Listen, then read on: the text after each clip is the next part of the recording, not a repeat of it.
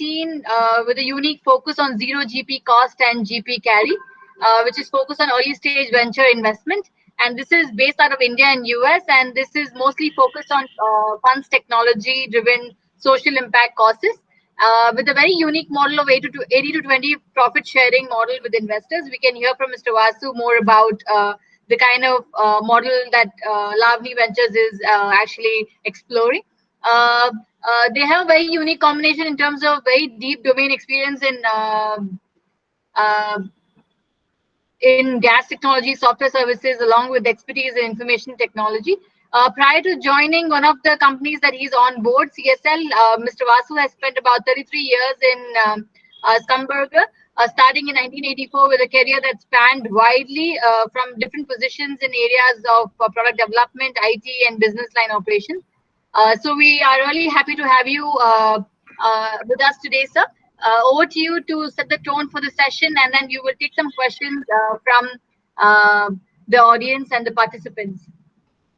Over to you, sir. Thank you so much for the introduction. Hello, everyone. I'm right now in Bangalore in India. And, I'm one of the things that probably need to be told is that I'm an alumni of IIT Madras. Yes, I sorry, I missed to mention that. Sorry. Yes. No, that's okay. That's okay. Don't worry. You did a great job. Thank you so much. Yeah. So I did my chemical engineering in IIT Madras, graduated in 1982, and did my master's in process control in US. In 1984, I joined Schlumberger. Some of you may have heard of it, probably not so much these days, but prior to this, we had, Schlumberger was quite a very attractive destination for a lot of us IITians. And the main features being that it was a field-oriented, very practical job, and it was also oil and gas energy. And during the 80s and 90s and 2000s, it was a very highly, challenging type of environment. Very briefly, I spent 33 years in Schlumberger. A lot of technology used. That's generally being an engineer and coming through IIT, we all have a natural aptitude and liking for technology. And the field of oil and gas exploration and development is a very it's an amazing area because it draws technologies from almost every possible discipline that you can think of, including things like paleontology,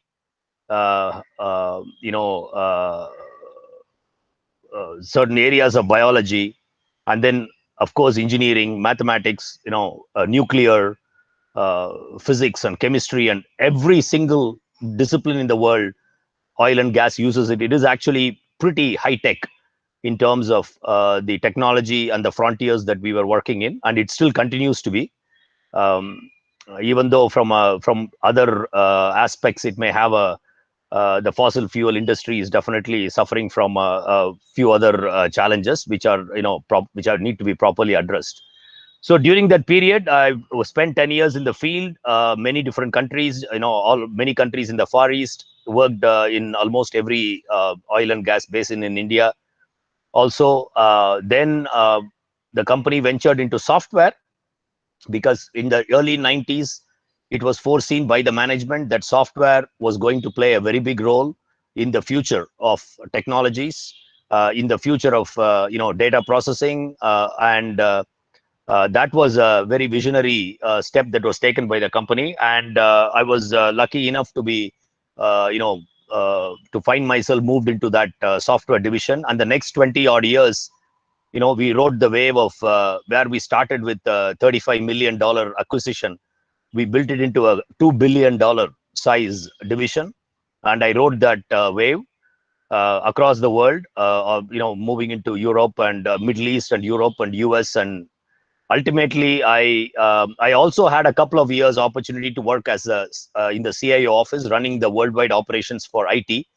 So why I'm saying this is the background that I developed is a interdisciplinary background. That means technology across a variety of disciplines, deep understanding of a lot of science and engineering applications, but also very strong IT background. You know, all the buzzwords that we can use today, AI, ML, robotics, automation, all of those kind of things also came into play. And especially during the last 2000 to 2017, 2010 to 2017 period, there was digitalization was a big topic. So in fact, I formed the digitalization team for Schlumberger, and we were doing some very interesting, very large size projects, including for companies like Petronas in Malaysia, KOC in Kuwait, Maersk in Denmark, Pemex in Mexico, and so on and so forth. And that gave a tremendous opportunity to marry the IT and the OT worlds. If you follow, the IT is the classic information technology, which is considered back office, and the OT is the operations technology, typically with all the sensors and the data that's coming from the field and from the operations. Marrying these two is actually the ultimate nirvana for most of the companies in terms of digitalization. So that opportunity was there, and from there I moved on to the in order to, when I left the company, the idea was to we and some of our like-minded friends, we decided to go into social impact, leveraging our technology knowledge and the vast operations experience that many of us had. We have gone into that world of helping startups and which have a technology driven social impact angle, and that is how Lovni Ventures started. And as it was mentioned, Lovni Ventures, in what way is it unique is that first, it's run by very people with a lot of deep tech experience and knowledge. And the second point is this is not so much a classic VC enterprise. Our engagement model with the startups is very different. It is a process of a long-term relationship. So we don't play the classic game of spray and pray, which is like investing in 30 or 40 early stage startups and hoping that 2 or 3 become successful. We actually spend 6 months a year mentoring various startups. Then only we invest. So our investments, because we spend a lot of bandwidth with these startups, our investments are probably about 8 to 10 investments at any given time. And we are hoping that the same success rate, or in terms of numbers, absolute numbers, which means the percentage, it's 30-40% success rate is what we are looking at. And we have established Lovni in US and also in India. And we are looking forward in India. Now we are actually starting a fund with which we want to look at early stage investment in impact driven areas like rural health, rural education, and various other ones. I'm also a venture partner in a Houston energy based private equity venture firm called CSL Ventures. And so with that, I would probably summarize my overall background. And what I would like to probably kick off as a discussion is, I would like to make this a discussion. So feel free, as the topic says, ask me anything. And if it is something that I will have to do any kind of a research, I will bring it. And if there is any connection to our topic, which is early stage investor startup relationships. Okay, so the early stage startups, what kind of relationship, what factors play a big role in this relationship is what I want to point out. One small caveat is that because my background is B2B, a lot of I draw my knowledge from the B2B world.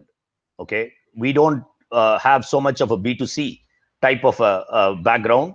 And typically, when you start talking about deep tech, in general, deep tech does apply a lot more in the B2B world.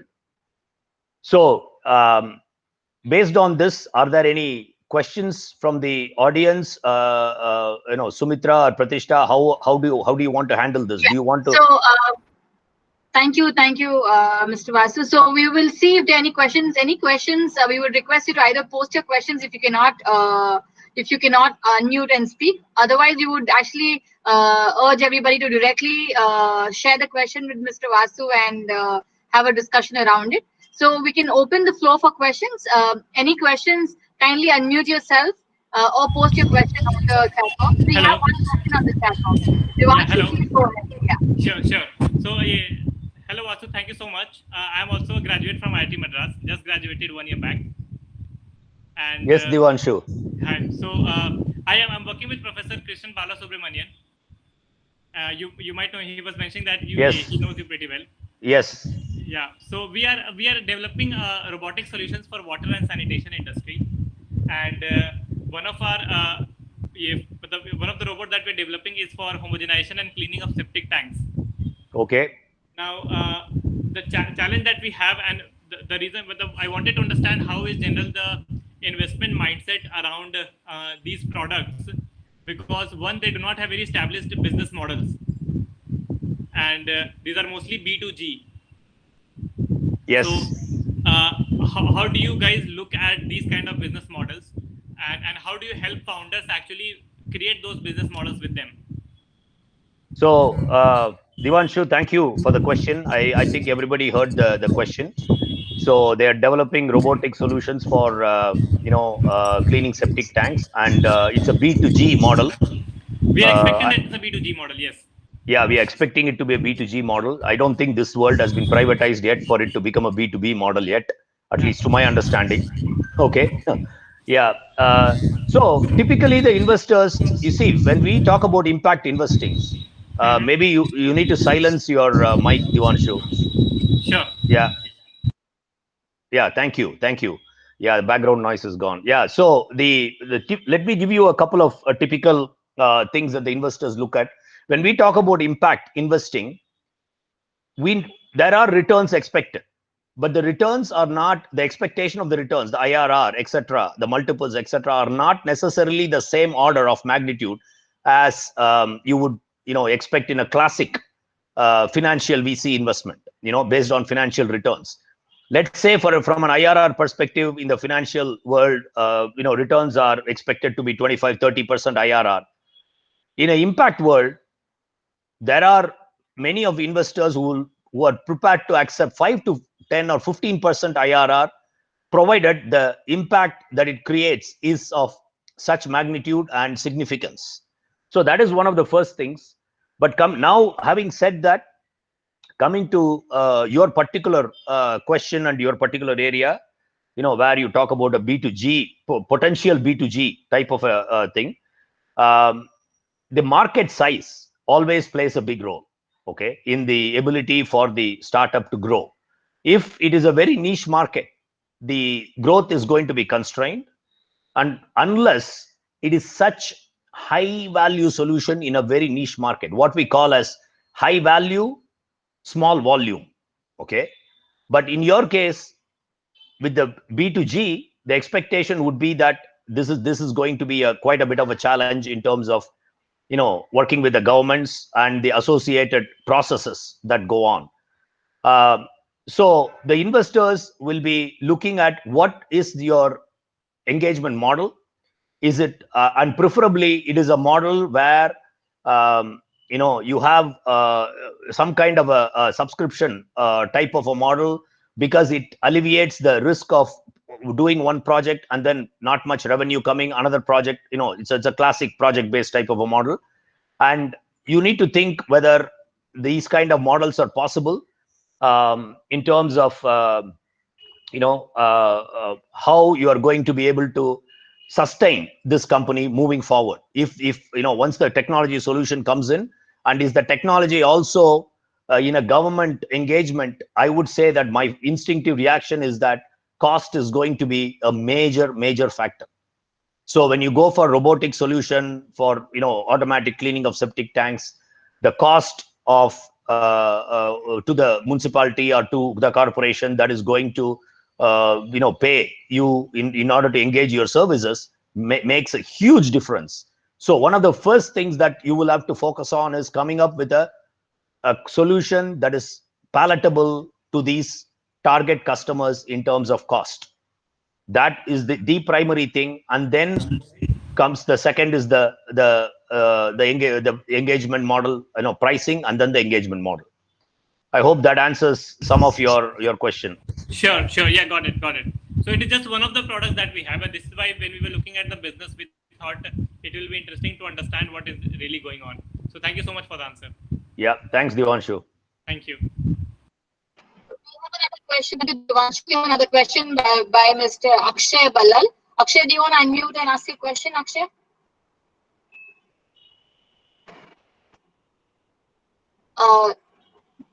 Akshay, can you ask the question directly, or would you like me to facilitate? Okay, let me ask the question. So Akshay's question is, what are the areas that industries face problem in IoT and edge computing, AI and machine learning?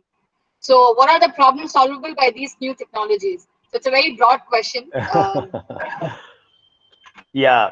So thank you. Yeah, Akshay, thank you very much. I think, as it was pointed out, I think it is a very broad question. We could be talking about this for a couple of days, honestly. But let me try to summarize our approach and thoughts, because in my background as the venture partner in CSL Ventures, we have looked at quite a few IoT companies. On an average, we look at about 100 plus companies in a year overall, out of which quite a few are IoT, because it's quite a hot topic these days. And between IoT, IoT is one group. It's one descriptive nature of a particular category of companies. But then edge computing, AI, ML, they're all overlapping. Okay, so for example, you could have an IoT company with edge computing, with where AI or ML is the process that is being used. A ML model has been developed and it's being applied at the edge. Let me tell you something. Today, any industry that starts using sensors, and sensor, it could be temperature sensor, it could be sensors in your room, it can be electrical meter that is measuring the electricity utilization in a residential area, or in a grid management situation, or it can be oil field where you have oil pressure, flow rate, gas pressure, gas flow rate, water pressure, water flow rate, all of those measurements. It can be industrial processes. So IoT is almost ubiquitous. It is very rare. Today, any rotating equipment, you can start talking about IoT. So IoT as a topic is a very, very broad area, and it is applicable across multiple industries. One of the advantages but the application of what you want to do, really you need to focus on a certain domain, because the behavior of the domain and the nature of the solution that you develop really varies from domain to domain to domain. Just because you did IoT, for example, for rotary equipment, does not mean your solution can easily be transported to IoT in, let's say, a chemical process industry. It's not that straightforward. Even though we use the generic term IoT, Internet of Things, the intersection of sensor data, large volumes of data, and being able to gather them, formatting them, transmitting them over to a dashboard to a customer, and then processing it using the domain knowledge becomes very critical. And problem solved are multiple. One of the major problems that is people are looking for is being able to predict what is going to happen. Is this machine going to fail? Does this machine need maintenance? These kind of questions is what a lot of the time IoT is solving. But IoT also has other applications where, when there is a multitude of data flowing in, you are able to look at the overall trend of demand and supply in terms of power and other places as example, and then you are able to manage things in a slightly predictive manner to prevent any kind of catastrophic failures. And edge computing is a very specific application, because you got edge computing, you got the old terminology cloud computing, and then now you got fog computing. You got all these kind of different technologies that are coming into play. Edge computing is simply being able to do the calculation with the raw data right at the point where you are doing the measurement, so that you are not pumping huge quantities of data into the cloud, which means bandwidth becomes a problem. Therefore, with edge computing, you compute and you send only the computed results, which reduces the bandwidth demand. And also with edge computing, you may even be able to act faster. For example, if you have to shut down a valve or shut down a pump, with edge computing, you may be able to achieve that much faster with less damage to the equipment, rather than going to the cloud, going to a server, and then getting computed and then the action coming back. Okay, and AI or machine learning are simply the approach you are taking on how you are handling all the data and working on it. So it's a broad question. I can't, I've given you some examples. I hope, Akshay, this answers some of your questions.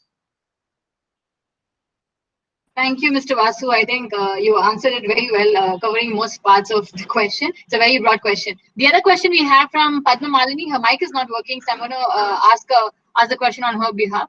So she wants to know a little more about the 80-20 model that is being used at Lavani Ventures.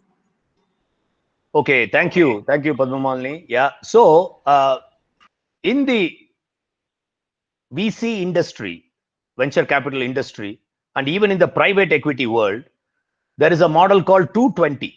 Okay, 2 is the 2% per year of the fund value, or let's not go into the details because there's a lot of SEBI regulations and SEC regulations. SEC is the SEBI of America. Okay, it's equivalent to the SEBI, the governing body, regulatory body in US, and SEBI is the Indian regulatory body for all these things.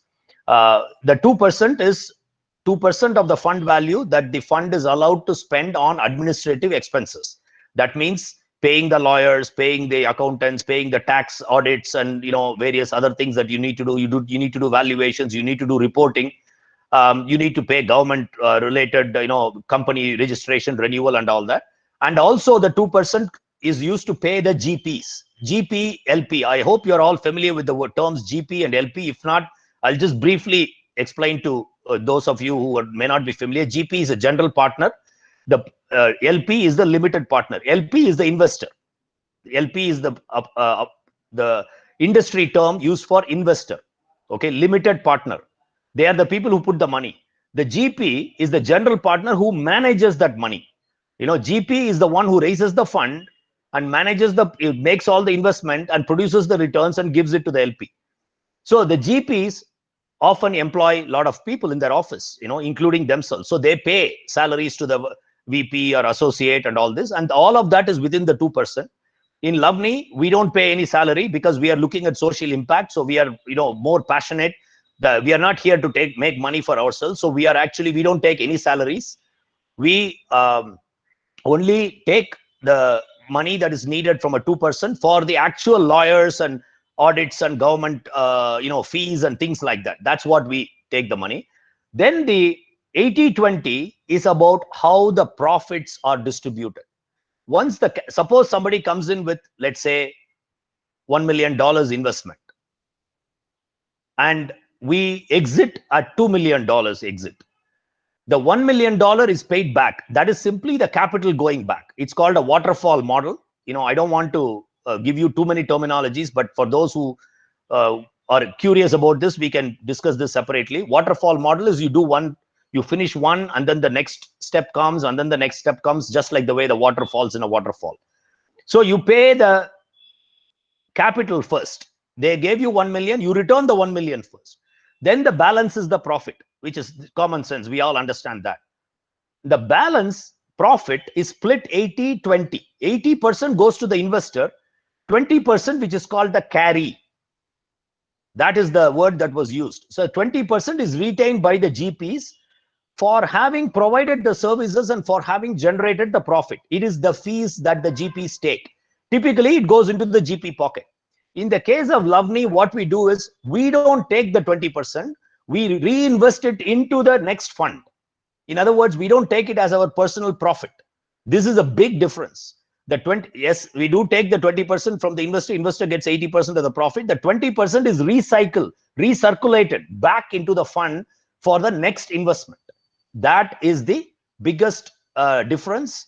To my knowledge, there is no VC, and maybe somebody, if any of you know, you may correct me or you may surprise me. I have checked with hundreds and hundreds of VCs across the world. There is no VC who works today without taking carry and putting it in their pocket, because that is the motivation for them to work. For us, the motivation is, can we do good? We are making money to do good. So our motto, if you go to Lavani Ventures website, is make money, do good. So we are making money. That 20% is additional that comes, but we pump it in to do good. So I hope that answers your question, Padma Malini. Thank you for explaining that, Mr. Vasu. We have a question from Gyana Krishna. So do you want to unmute and ask your question, please?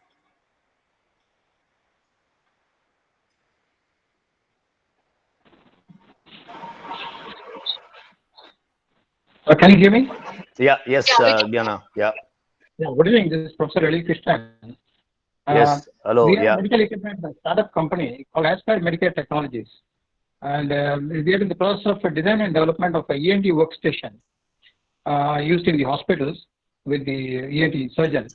And this is the similar model which you mentioned, that high value, small volume. So the value of this equipment is going to be, it's a capital equipment, and it will be sold to a few hospitals who can afford it.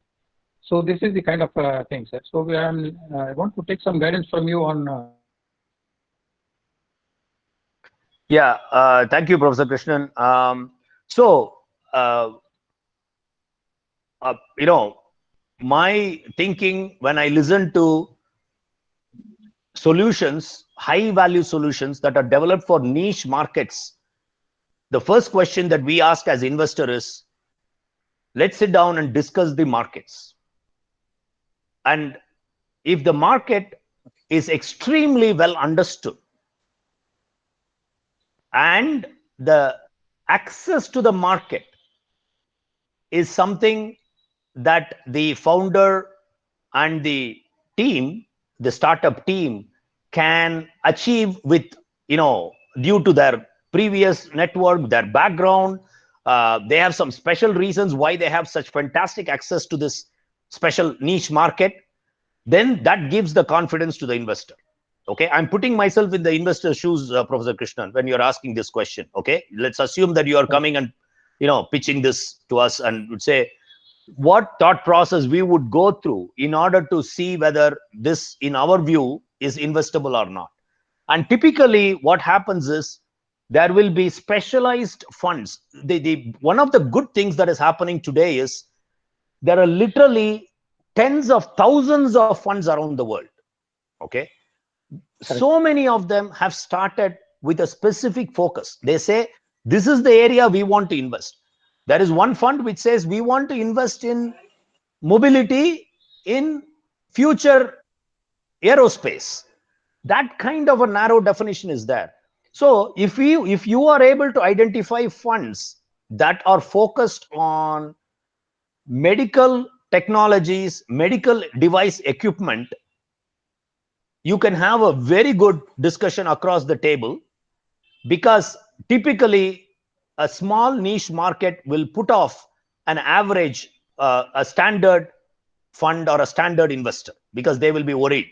What kind of a volume are you talking about? Oh my God, how are we going to penetrate it? What is your market share you're going to achieve? What does your business plan say? And why would I trust that if you say that I'm going to, in a small market, I'm going to reach 50% market share, people will say, what is the differentiation? What's the thing that's unique about you that you're going to hit 50%? And because it's high value, how much of this market can afford it? All these questions will come up. You will have to have, my recommendation is that identify those funds or firms that are interested in specific areas, typically medical devices and so on and so forth. And one of the questions is this volume restricted to India, or you're looking at global? Because global always gives a little bit more confidence, because the market can be bigger than, because if it's just India, then it could be a little bit more challenge.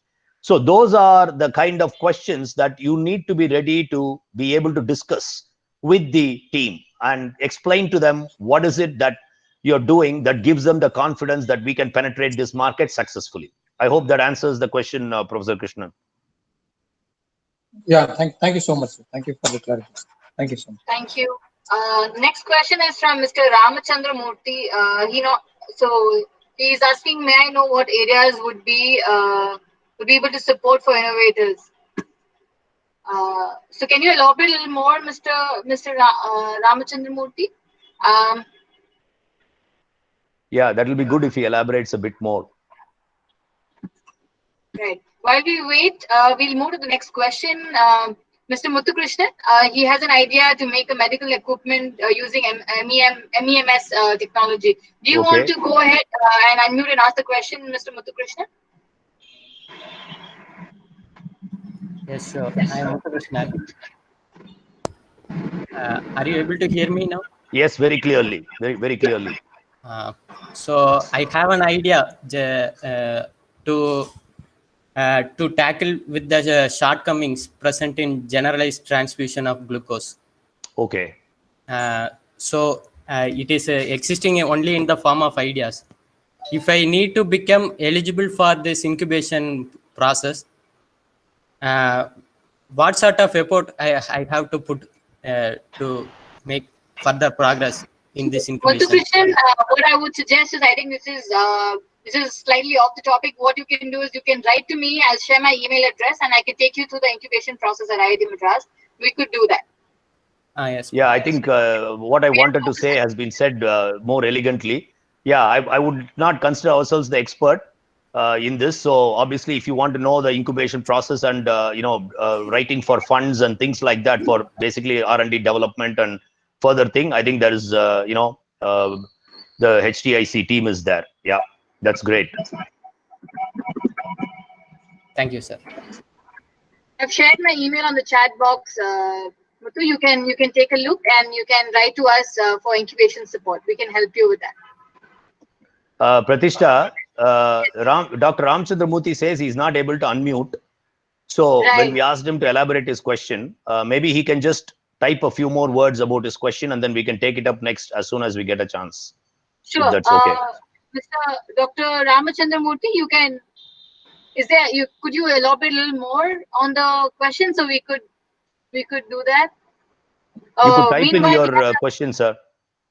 You could just type in your question, a little bit more elaboration, because we want to understand your question a bit better. Who would be able to support innovators? What areas? Who would be able to? If you can give us a little bit more clarity of what you mean, that will be very good. Next question is from Padma Malini again. Padma Malini, do you want to ask your question?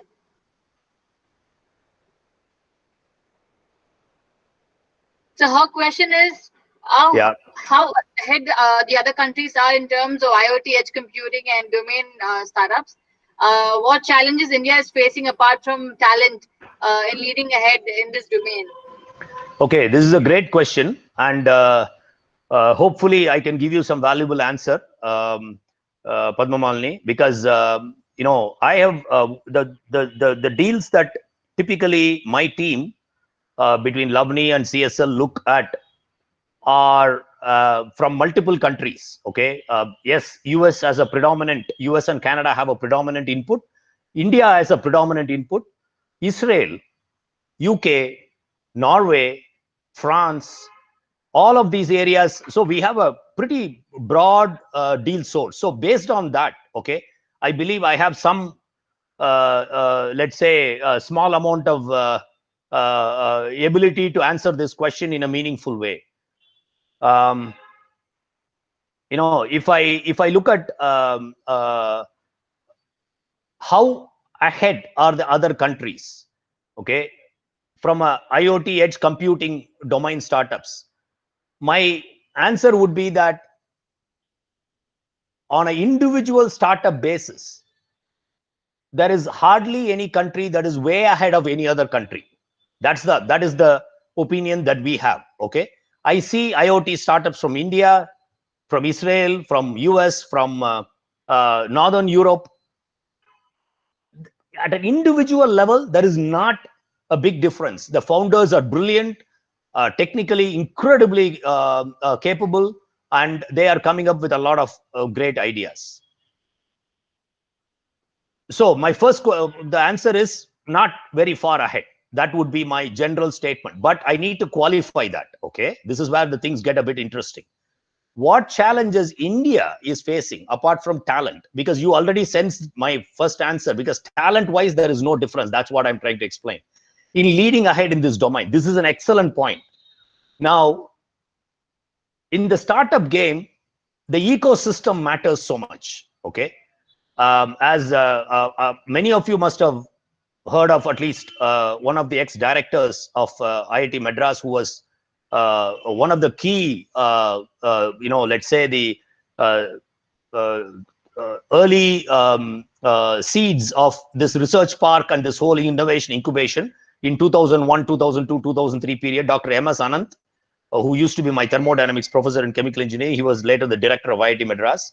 And Dr. Ananth, when we, in the early 2000s, when I was living in Houston, and when Dr. Ananth was visiting a whole bunch of IIT alumni meetings, and we were saying, look at Silicon Valley, look how great it is doing. I mean, why India can't be like a Silicon Valley? Why can't we, just help to start startups? He made a wonderful observation, and in fact, it's even written in your research park office. It's actually captured in a poster. If any of you happen to go there, you can read Dr. M.S. Anand's quote. But what he said is, you can't have a baby without the womb. Okay, so you can't have startups flourishing without the ecosystem. Without the ecosystem, if you keep trying to create startups, they will just wither away and die. It's the ecosystem that nurtures the startups. So what do we mean by that in this case? When we talk about, it's not only the background, the entrepreneurs coming in. It's not only the founders who are ready to put the money, but it is also the attitude, the culture, and the attitude, risk-taking culture from the customer side. Okay, this is something that differentiates between successful ecosystems and not so successful ecosystems. Now, in India, my experience, because I worked in India, apart from other countries, I've also tried to start. I mean, I started a big center in Pune for Schlumberger with 30 people, and today it's 2,000 people in Pune, the Center for Schlumberger, doing a whole bunch of AI, ML, and deep tech in terms of fluid dynamics and thermodynamics and fluid flow modeling and all kinds of things that we do in oil and gas. One of the challenges that we faced was the fact that we could not get an anchor customer easily. In India, getting an anchor customer is a lot more challenging than in some other ecosystems like in US. Even Israel is not as easy as it is in US. And what do we mean by that is, US, the culture is, if you have an idea and you've done a prototype and you've done a proof of concept and you want to go and try a pilot, you can go to a lot of customers, and many customers will be willing to give you a chance. Because without touching real customers and real data, no startup can succeed. You can only do so much with synthetic data, with all the brilliant ideas you have, with all the algorithms you develop. Within four walls, you can only do so much.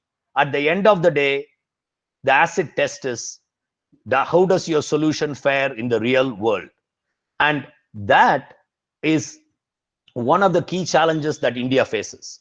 Because I'll be very open and honest, the customer culture in India is risk averse. And the concept of taking risk is so well accepted in US, which is what allowed Silicon Valley to flourish. And of course, the approach in India is changing, because today we have more than 52 or 55,000 startups in India. And I believe that the customers are opening up. But the challenge that all of you who are in deep tech world have is, you're not in the B2C world. You're not in social media. You're not in fintech. That's a different world.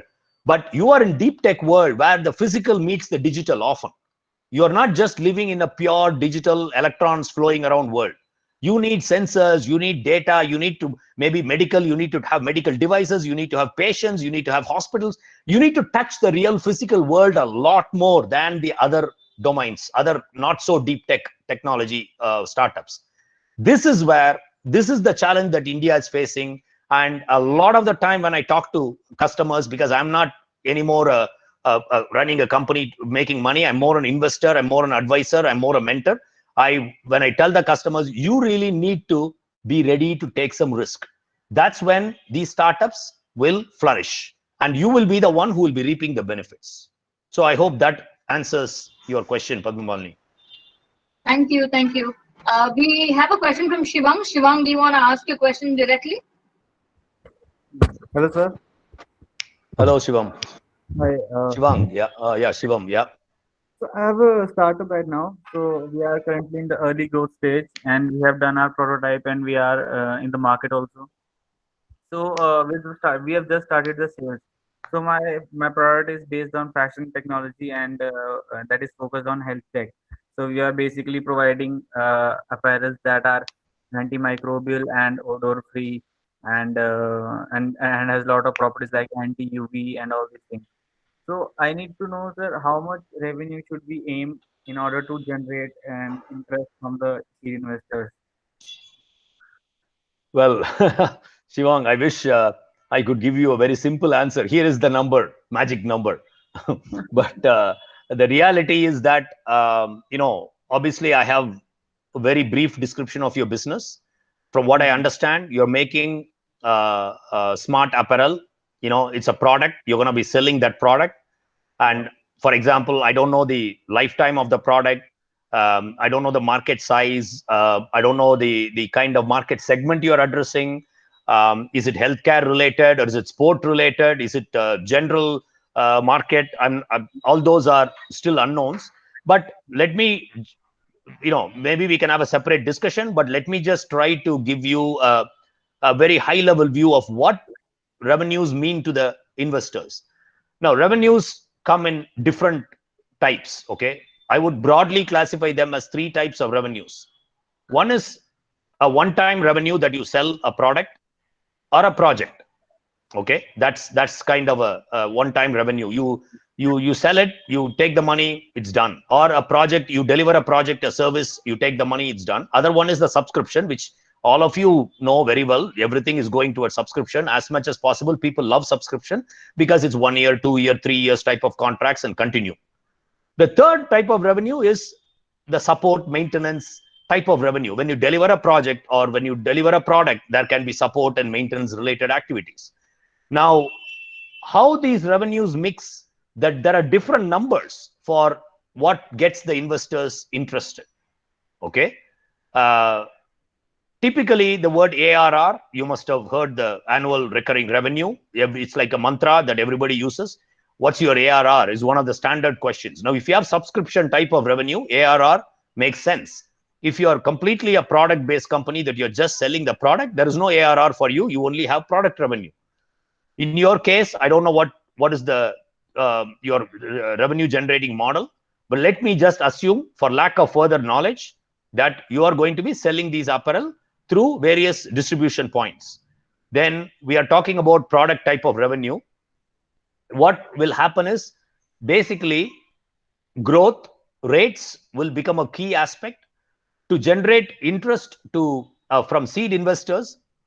I would say that you would have to be making about, I'm again throwing a number with so that I don't say I don't know the number, I'm going to disappoint you, or we have a long discussion later.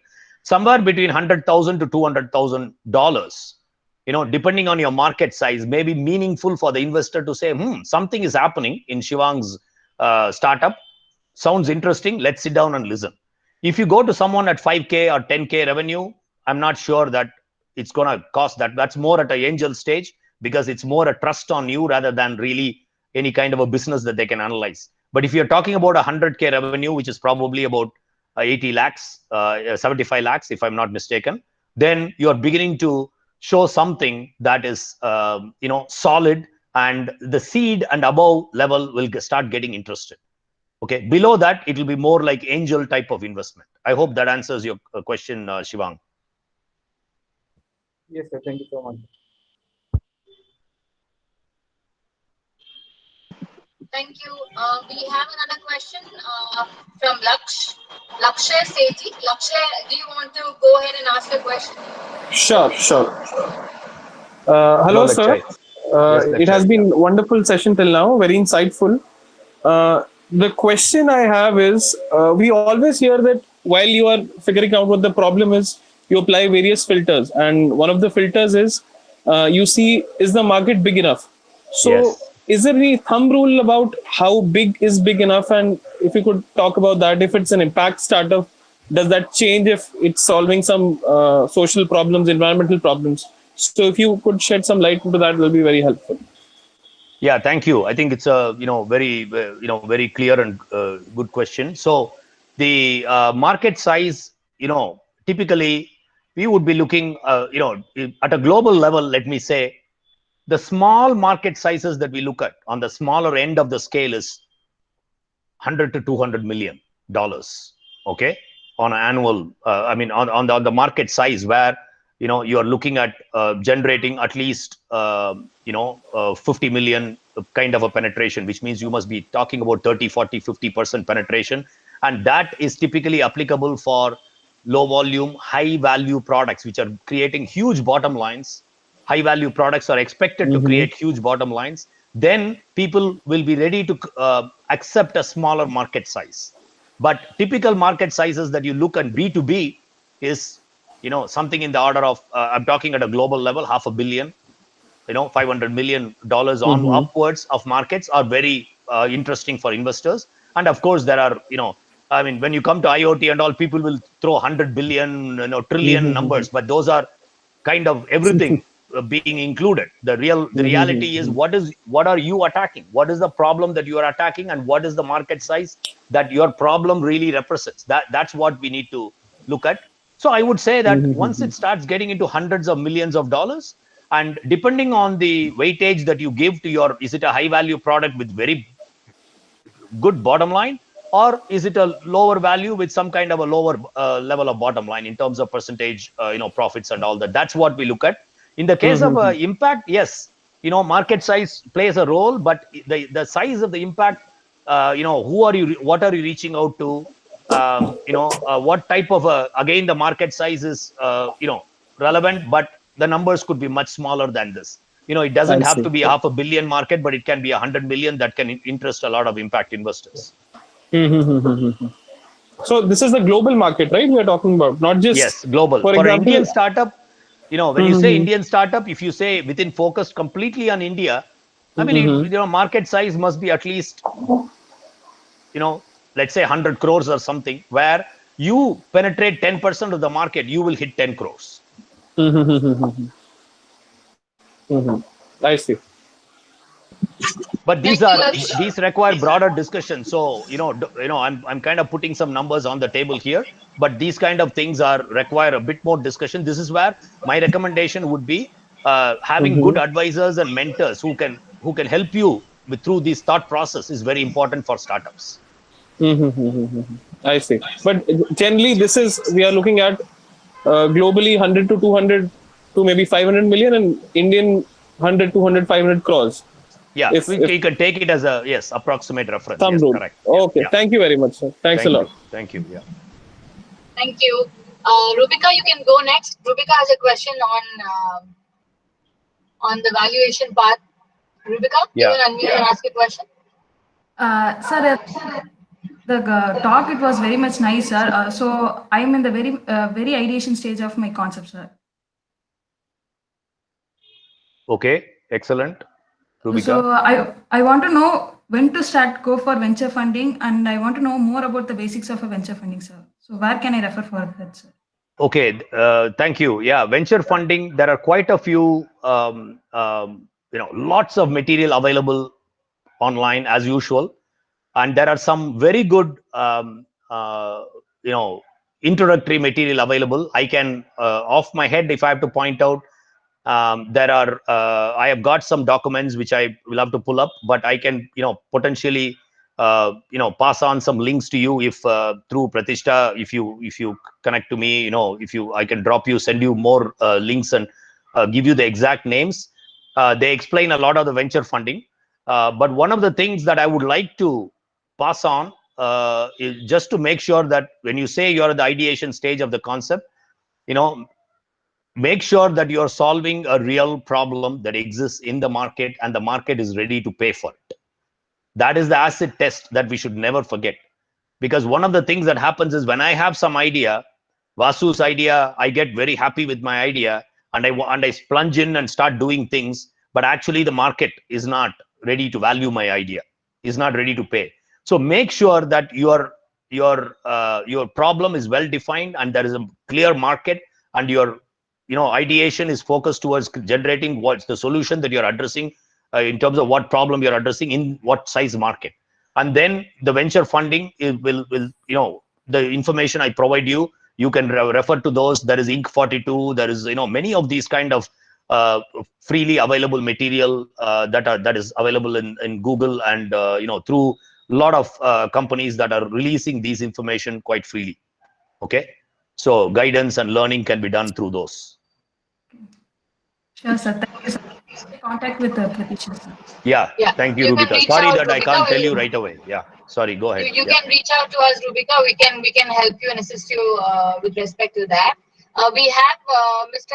Ramachandra Murthy also again explaining what he is requiring. So he's mentioned that he's worked. He has technologies in medical diagnostic, like non-invasive devices, IoT, manufacturing, and different areas like composites of bioplants, etc. So he would like to understand the kind of domains that you're focused on. He's also mentioned that he's a retired scientist from CSIR and worked on several ONGC oil platforms. Yeah, thank you, Dr. Ramachandra Murthy. Yeah. So, I assume that your question is whether you restrict a few domains. You're talking about as in Lavni Ventures. As in Lavni Ventures. Yeah, Lavni Ventures. We typically are looking at creating clear social impact. I'll give you some of the example areas we are looking at. We are looking at rural health. We are looking at rural employment generation. We are looking at clean drinking water. We are also looking at things like rural education. So these are the areas that we focus on. And many of these have underlying technologies. For example, rural employment can be, alternate fuel generation.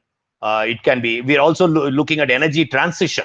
That means from fossil fuels to the EV, there is a long transition path. There is hybrid and various other technologies. So we do look at those kind of things. For example, Lavni is working with NCCRD in Chennai, the National Center for Combustion Research and Development, which Dr. Satya, we have I'm talking to their startups. We are, following those things and mentoring and working with them. So we are working with some medical device companies out of Pune. We are also, trying to engage with HTIC to see in what way we can help. And most of these are pro bono mentoring and advising, and gives us the chance to get a good look at the companies and find out which companies we can really add value and which companies appreciate our input. And that relationship, once it established, it slowly becomes a investor mentee type of a relationship that we carry for a long period of time. So I hope that answers I did mention the domains that we are interested in. Hope that answers the question. Thank you for clarifying that. Nitya, do you want to go ahead and ask your question? Yeah, Pratishtha. Hello, sir. This is Nitya. I'm pursuing currently the BIRAC's Social Innovator Fellowship at HTIC. I've been listening to talks of experts in the past 1 month, and one thing they say is we need a good team. Even if the idea is very good, if the team is bad, then we won't be successful. So from investing point of view, what are the qualities you look at in the founding team before you invest or mentor them? So you said your name was Vidya, right? Nitya, sir. Nitya. Yeah, okay, Nitya. I think excellent question. You know why? In our list of what we look for when a startup contacts us, the number one item is the team. It is absolutely the gate for a go, no-go decision. If the team doesn't cut it for various reasons, I will just go into that very briefly. We don't even bother looking at technology. Is it great? Is the solution fantastic? Is the market so big? Is your IP wonderful? No, we don't even go into all those, because team is the secret of success. I cannot emphasize it more. You brought up a very valid point, and many venture capital funds and investors look at the team first. And the team, because this is the way we look at it. making your startup successful is like playing a big jigsaw puzzle. Okay, there are so many skill sets needed in order for the puzzle to be completed, which leads to the success for the startup. If some key pieces are missing, the puzzle doesn't get completed and the business cannot become successful. So what it means is, typically, even if you bring a superwoman or a superman, it is simply impossible to cover all the skills.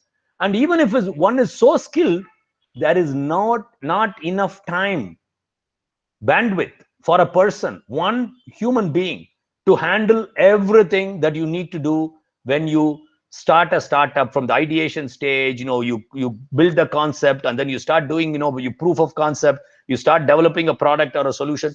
The number of things you have to deal with: investors, you have to build a team, you got to have sales and marketing skills, you got to go and chase customers. So many things are there that we look for the team or the people. So what we look for is, how well does the team gel? That means, how well do they know each other for a long period of time? Startups go through ups and downs. You will go through some good periods, and then you will go through some really tough time. When the tough time comes, the teams that don't gel break up. So it is so important for the team to be able to hang in there when times are tough. So these are the kind of things we look for: commitment, how well do they know each other, how well do they complement each other, what skills, different skills each one brings, and the clarity of purpose. These are the kind of top-notch, top-level things that we look at before we decide that, yes, this is something that we will be interested in to work with, or to mentor, or to invest, or whatever it is. I hope that answers the question. Yes, sir. Yes, sir. Thank you, sir. Thank you, Nidya. We have another question from Sonam. Sonam, do you want to ask a question? Her question is related to COVID-19 and its impact on funding. Well, COVID-19 definitely had an impact on funding, and it still continues to have. But what happens is, it also acts like a filter, in the sense that some of the, let's say, the creme de la creme of the startups, with some fantastic credibility, they get funded easily. Whether there is COVID or not, they get funded.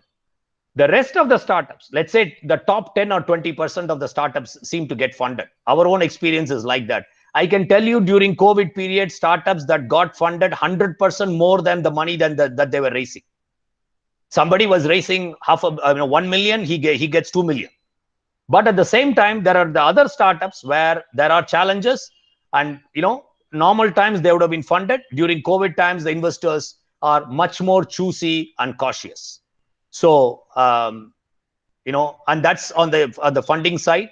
And operations and customers, that is a question of your sales and marketing, how to get customers post-COVID. Because post-COVID, there's going to be a lot more focused on digital. The mindset is changing. People, working from home, digital, and how do we get more efficient? How does the model change? So those are the kind of things that will attract the customers. If your solution brings those values, they will come in all those things. So that's what I would say for that. Thank you so much. I hope that answered Sonam's question. In the interest of time, I think we will not be able to take any questions. We are just clocking 6. Just before you go, I just want to speak. Vasu, sure. Thanks a lot. Vasu, thanks a lot for coming up. Sorry, I was not able to do most actively involvement today, but I thank you very much for agreeing to do it for us in the last minute. I only asked you last week, so I really appreciate that, and we look forward to getting you on to help us a lot more now that you are spending time in Chennai. Yeah, thank you very much, Dr. Muthusingaram, and appreciate that. It was great. I hope it was useful to the people. And Pratishtha, thank you so much for running this beautifully, and you took the essence of the questions and the answers so very nicely. And I would say that if the people, the startups, further discussion or anything is needed, I'm available on the phone or as necessary, whatever is the specific action that we need to take. Thank you all so much, and thanks to all the audience and all the questions it was very good interaction, and I really appreciate that. Thank you so much for your time. Thank you. Thank you all.